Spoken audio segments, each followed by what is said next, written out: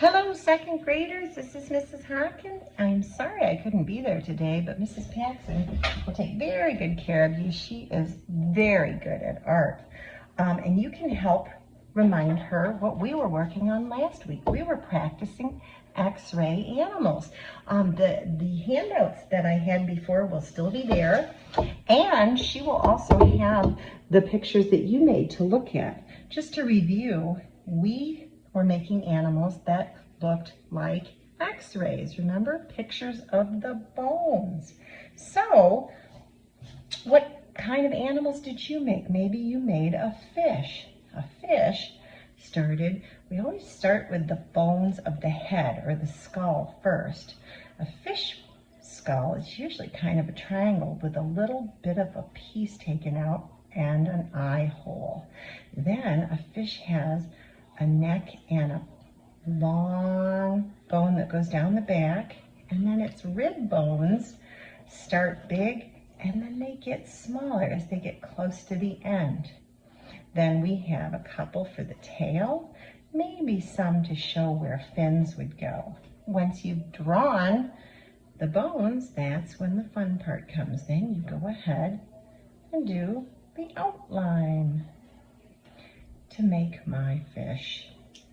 That's just one of many kinds. Maybe instead of a fish, you might have even done something like a bat or a cat. Whatever it is, pick the one that you like the best. If I remember, one of my favorites was always the bat. The bat has a round skull and it has teeth, very sharp teeth. Then I'm going to leave 2 holes for the eyes. He has a little neck bone. He has arms that become wings. So there's the one part of the arm, the elbow, and then another part of the arm. Then he has little fingers. There's one part of the arm, the elbow or the bending part, and another part of the arm with his little fingers. He also has a body, so that's his backbone and his rib cage. He has little legs. There's the one part of the leg, there's the part where it bends, the bottom part, and then of course his little toes or claws. I'm going to give him another leg because he has 2. Then of course you can go around the outside and give him his skin. He's got the bat ears, then it comes down, and we have the fingers and the bat wings, his belly, his little leg and feet, and the other foot, of course, and back to our wings, little fingers, and then the arm comes back to the other head. So if you're still sketching, that's fine, but then you'll want to finish up the sketching, and after that, when you think you're ready, these were practices, then we're going to take a big piece of black paper, and on the black paper, and you can do it any direction, you can do it the tall way or you can do it the wide way, whichever you like. Depends on your animal. Then you're going to draw your animal on the black paper with pencil.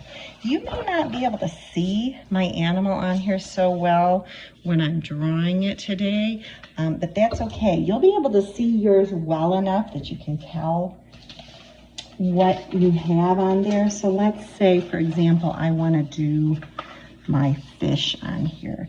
I want to make it big enough that it covers a good part of the project. One nice thing about it not showing up so much on black when you do it in pencil is it's easy to erase.